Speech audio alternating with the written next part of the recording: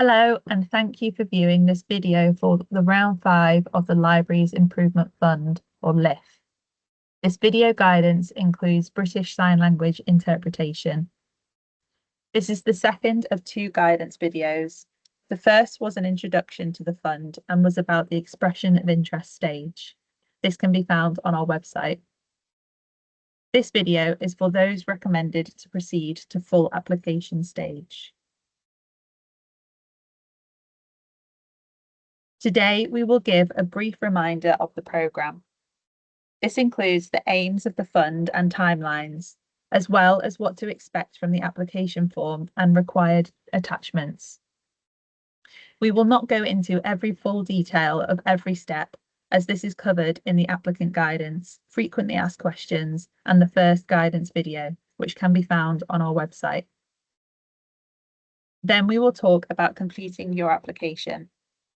The first 4 rounds have shown us some very strong applications, as well as a number of regular mistakes that have tripped people up.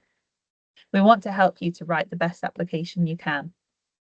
We will cover writing your application, budgets, building project requirements, including access audits, and digital projects. So, let's get started.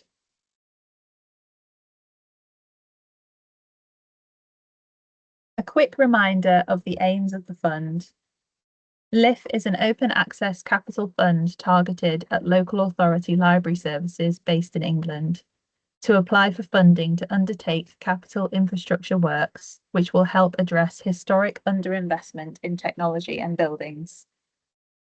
The fund will be investing in digital infrastructure and in physical spaces. Through these project types, the fund aims to increase the sustainability and potential for transformation of libraries by developing more flexible and more commercial spaces, increase and improve digital access within communities, and connect libraries to their communities and increase library use. In assessment and decision-making, we are looking for projects that deliver against these aims, so it is worth having them at the front of your mind when planning and writing your application and referring to them when where relevant.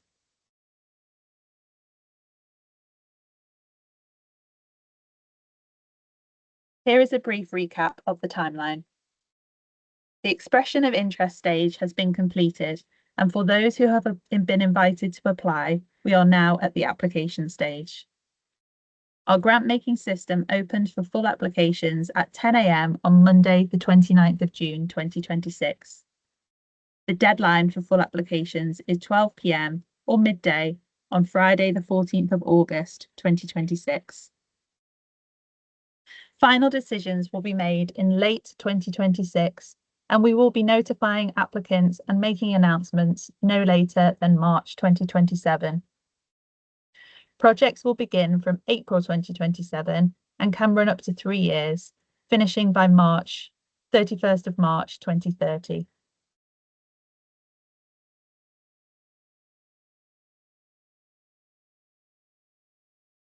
Full applicant guidance, including fully accessible formats, can be found on our website.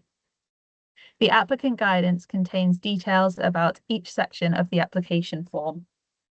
Follow the information in the guidance and on the grant making system, ensuring you answer all the questions asked. The form is made up of the following sections. Basic details, including project information. This should give us an overview of the project, the very high level who, what, where, why, and when. Finance section. This is where you will detail the income and expenditure for the project. Statutory approvals. You will need to confirm any statutory approvals that may be required for your project and, if applicable, which REBA work stages you are at. We will touch on this in more detail later, but if you are not following REBA work stages, please select the not applicable box on this section of the application form. Listing status. You will need to confirm the listing status of the buildings including in the project. Location. List all sites where the funded activity will take place. Ownership of land and buildings. This is for building projects only. You will need to be able to demonstrate that you own the land and/or buildings either as a freehold or leasehold on which you will spend the grant, and that the land and buildings can be used for the project purposes. Activity plan. List key tasks and timetable for the funded activity, and partners. List any partners and if they are confirmed or expected. A reminder that we provided detail in the first guidance video about the project description and evidencing needs sections. The recording is on our website.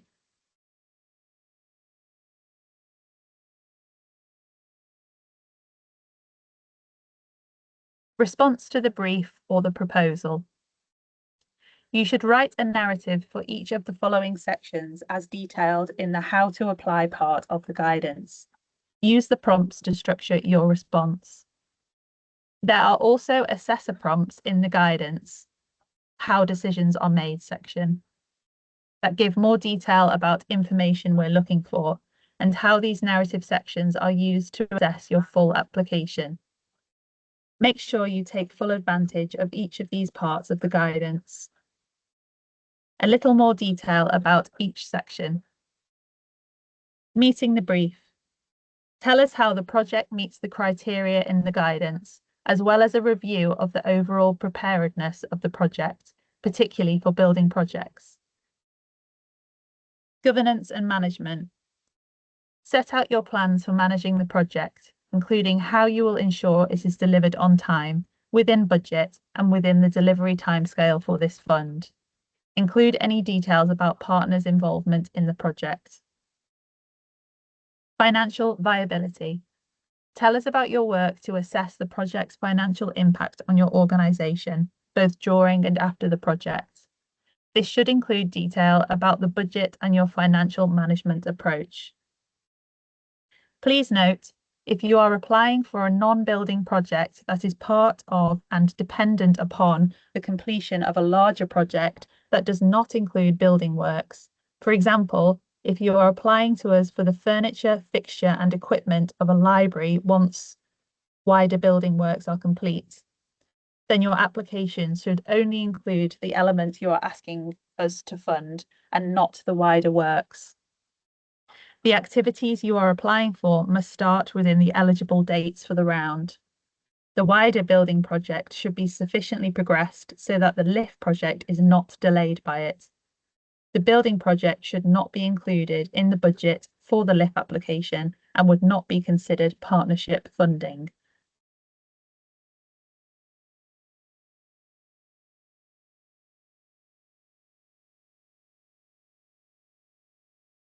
Some points to note on budget and financial viability. Income and expenditure.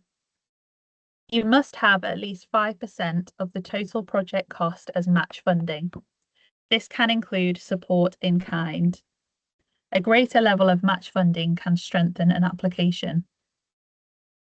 Remember to include support in kind, which is any goods or services you receive during the funded period towards the project, either for free or at a reduced rate. That value can contribute towards your match funding as support in kind in the income section of the form. All costs should be able to be capitalised on your balance sheet. Anything that cannot be capitalised at the end of the project would result in a reduced award. The more detail, the better. It helps us understand exactly what the fund is being spent on and gives confidence that the budget is realistic. Inflation. Inflation levels in the construction industry are volatile, and we need applicants to ensure that you have taken this into consideration when writing an application for LIF. We strongly advise all applicants to seek professional advice on this element of their budget to calculate a realistic, future-facing figure for your expenditure. Arts Council England will not increase grants once awarded, so if inflationary increases mean that grant holders do not have enough funds to complete their project, they will need to source additional funding elsewhere to complete the works outlined in the funding agreement. Please see our full terms and conditions for more information about grant holder obligations under the funding agreement and agreed programme of works.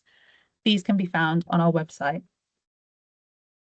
It is important that in your application, you show clearly what your inflation figure is and how it has been calculated. Please be aware that inflation should be considered as separate from general contingency. This will help us to understand your budget and the appropriateness of your figures. Contingency. Contingency should be appropriate to your project and figures are expected to align with the costed risk register. Please ensure you include an appropriate contingency figure in your budget. A quick note on increasing the amount of funding requested at expression of interest to application. You can only apply for activity outlined in your expression of interest or EOI. You should not apply for activities that were not detailed in your EOI. We understand that your project planning will be more developed by the time you submit your full application, and there might be some slight variance in costs. Inflation may also mean that some costs have increased. To support you with your application, you can apply for up to 5% more funding in your application from the amounts detailed in your expression of interest. This cannot be for any items of expenditure that were not included in your expression of interest, and you cannot exceed the £500,000 maximum. You will need to provide evidence and demonstrate why the increase in costs has occurred as part of your full application submission.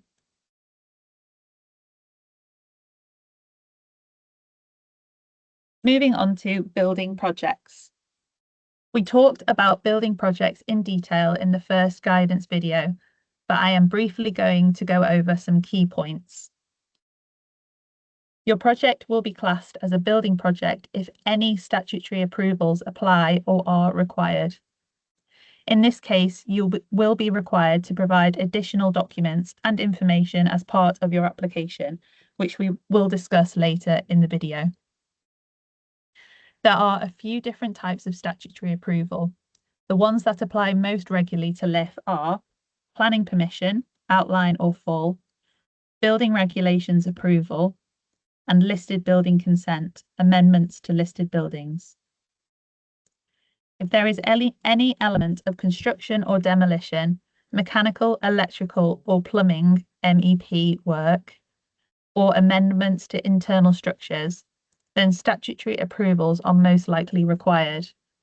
If it is not, for example, if you are working with an independent contractor who is qualified to assess and sign off the projects without local planning authority approval, you must tell us this in the application, otherwise it may be deemed ineligible. If you're not sure, take advice from your professional team and get in touch with your local planning office or contact us to discuss further. If statutory approvals are not required for your project, briefly explain why in the application.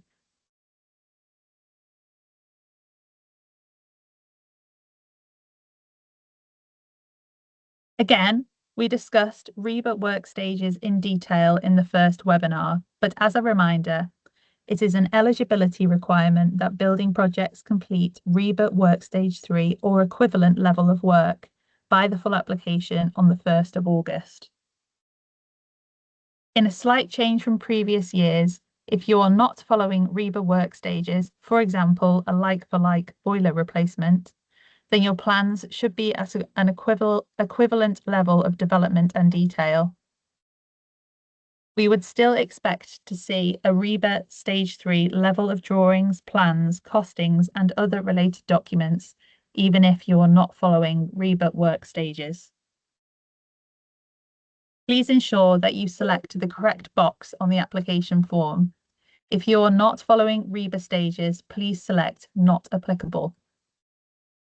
Cost plans and design drawings will be required as a mandatory attachment for all the building projects, even if you are not following the REBA work stages. We will cover this in more detail later. Work stage 3 is fundamentally about testing and validating the architectural concept. to make sure that the architectural and engineering information prepared at stage 2 is spatially coordinated before the detailed information required to manufacture and construct the building is produced at stage 4. This should be informed by the access audit carried out at an earlier stage.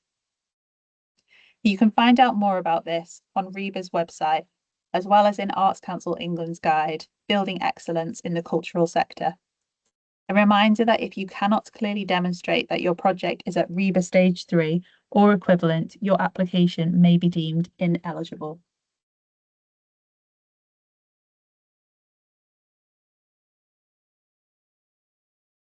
Mandatory attachments. All projects, building and non-building, are required to submit a costed risk register as a mandatory attachment.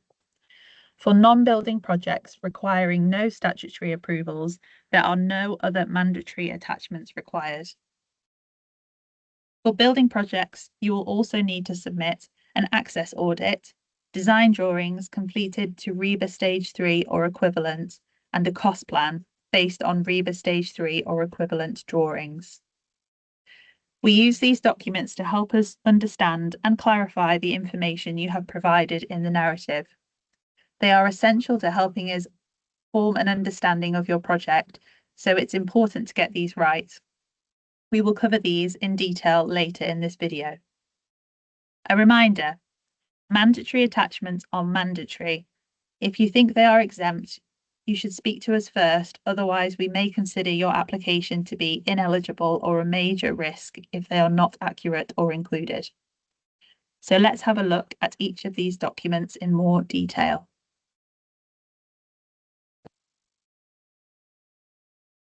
The costed risk register.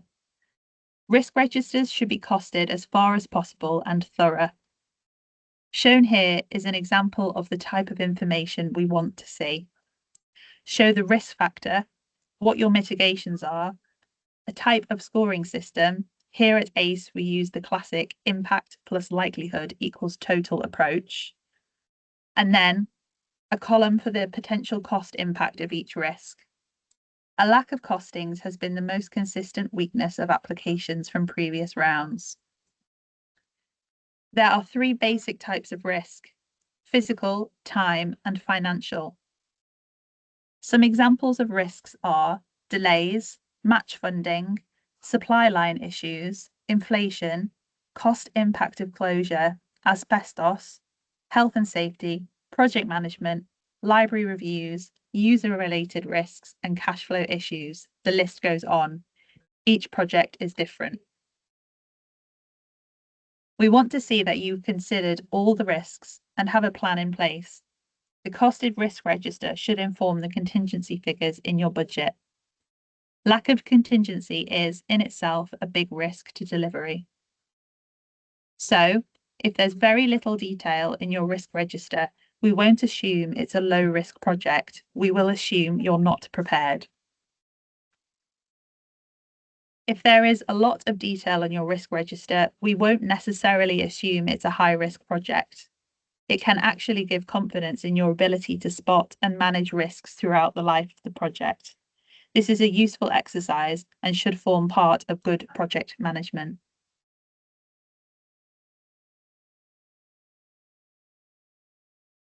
For building projects, the next mandatory attachment required is the access audit.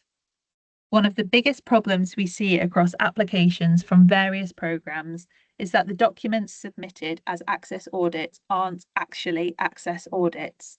They are access statements about the Equality Act's minimum requirements.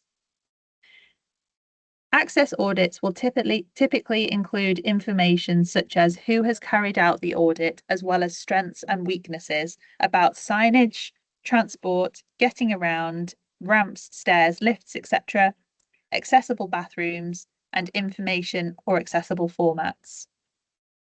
This will result in a list of recommendations for improvements. We want to see this in detail. Access audits should influence the project plans from an early stage and be used to inform your plans at RIBA Stage 3 or equivalent. They must be prepared by an independent access consultant, and its findings and recommendations should be reflected in the project. Tell us which recommendations will be implemented and the rationale for excluding any of the recommendations from the project within your application. Strong projects in previous rounds have responded well to access audits and focused on best practice, not just minimum requirements. Cost plans. A reminder, this is a mandatory document for building projects. Often, reformatted budgets are submitted here, and this is not what we want to see. A cost plan is an industry-specific document prepared by a qualified cost specialist, such as a quantity surveyor. It outlines construction-specific expenses only. They won't cover income or non-construction costs. Cost plans start off their life being quite speculative and becoming more defined as they are updated at each REBA stage. With your application, we would expect to see cost plans based on REBA Stage 3 or equivalent drawings, not earlier iterations of your project.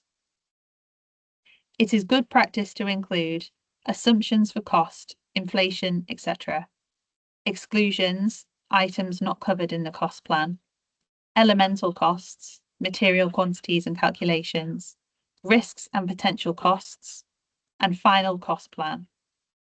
Your cost plan should be an accurate reflection of the expected cost for your project and should align with your budget.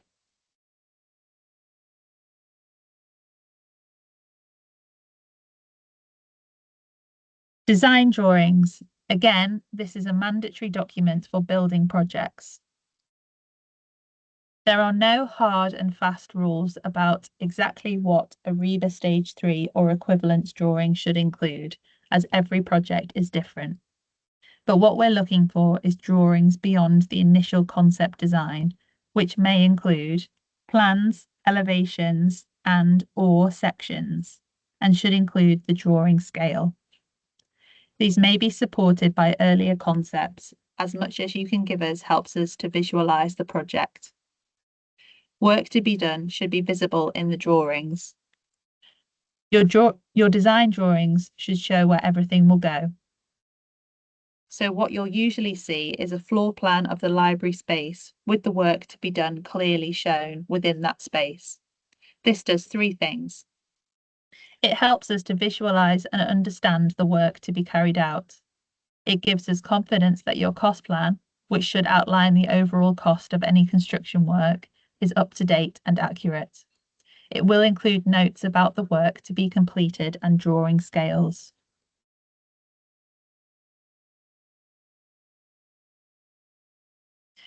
Let's move on to digital projects. Things to consider. We have seen a variety of digital projects over the past 4 rounds of LIF, from Zoom rooms to video and sound editing suites to interactive technology for all ages, to modernizing computer stock and updating self-access systems. They all had some key things in common. They clearly identified what they wanted to achieve and worked to ensure that they clearly demonstrated the following key elements: goals, staff and users, capacity and prioritization, maintenance and future-proofing, access and inclusion, and partnerships. Let's look at these in more detail. Firstly, the goals you have set for the project. Explain what it is you want to achieve and why you have chosen that particular piece of technology. Is it to generate income, attract new users, enable new ways of engaging with your collection, or supporting people from particular backgrounds? And who is it for? Is it for a particular segment of your audience or users? Is it to attract new audience or users, or to increase engagement from existing ones? Think about the impact on staff and users. Any digital project is likely to impact staff and users in lots of different ways. It is really important to think through who is going to be impacted and how. Is there likely to be resistance? Who from and why? Take time to assess and evidence the user need. What is it that people really want from this technology? What is it going to help them do better? How do they want to use it? Make sure there is time for staff and user training. Next, capacity and prioritization. Digital projects can take up a lot of time for a lot of people. It can be tempting to try and do lots of things at once, but this tends to lead to problems. It is better to do less and well and make sure everyone is on board before moving on. Find out from users and staff what is needed and valued. Otherwise, you run the risk of having lots of new infrastructure that doesn't get used. And it's really important to consider who will be able to support users with day-to-day issues.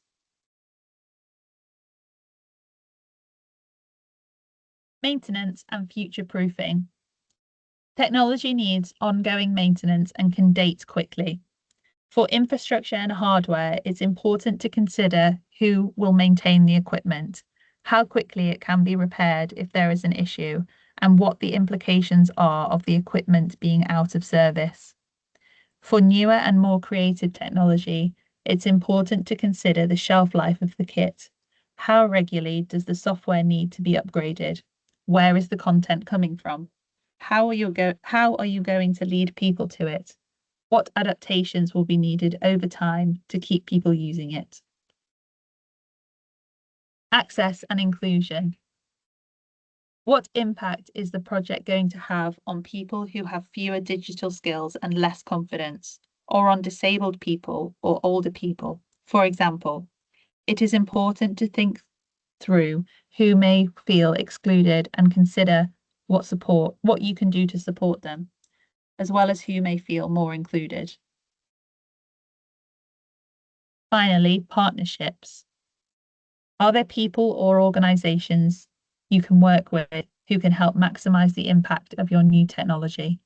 For example, are there creatives or learning organizations who can make use of your new production suites to run workshops and programs? Are there digital skills training providers who can make use of your new computers to build digital skills in the community? These are just a few things worth considering as you refine and add detail to your project.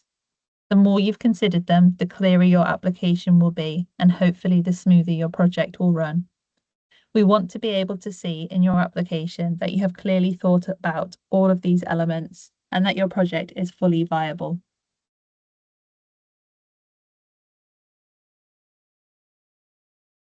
So what happens next? The closing date for applications is the 14th of August at 12 p.m. or midday. Our internal teams will assess each application considering how well each application meets the 3 criteria: meeting the brief, management of the activity, and financial viability. We will make our assessment based on the information you provide in your application and attachments. Any further information we request, advice from capital specialists, and where relevant, data and information from the Charity Commission and Companies House websites relating to your constitution and audited accounts from the past 2 years. We will also use any other information we hold, such as ongoing risk monitoring. Each application will be assessed using a 5-point word score, from 0 if the criteria is not met, up to 4 if the criteria is outstanding. Applications that do not achieve at least met under all 3 criteria will not be recommended for funding. To ensure that the aims and objectives of the programme are given appropriate consideration, the score for meeting the brief is given a double weighting, i.e., it is out of 8 rather than 4. In addition to the criteria score, applications will also receive a score of 5 if the project benefits a DCMS Culture Priority Place. This is to ensure that funding supports areas of the country that need investment the most.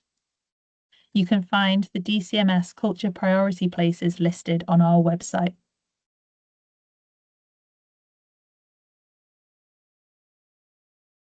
A programme advisory panel, which is made up of both Arts Council England and DCMS staff, as well as representatives and experts from the library sector, will then review these assessments and make recommendations on which application to fund. In making our decisions and recommendations, the panel reviews applications against the following balancing criteria. Geography. We will consider the need to libraries across England, including with reference to the DCMS priority places and Arts Council England priority places. Risk and deliverability. Strategic fit. Will it deliver against the Arts Council strategy? And type of project. These are the criteria we use when difficult decisions have to be made. For example, if most of the strongest applications came from one area, we may end up with an unfairly skewed investment, so we can use geographic balancing to move money to another area. Final decisions are made by the Arts Council England's Executive Board, and applications will be notified of decisions no later than the end of March 2027.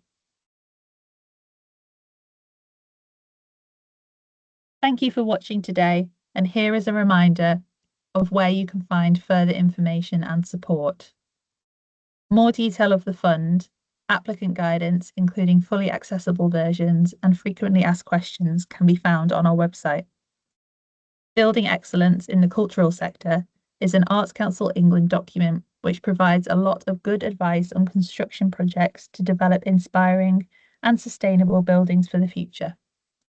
If you have any questions that aren't covered by the slides, frequently asked questions or applicant guidance, please contact our inquiries team via email at capital@artscouncil.org.uk.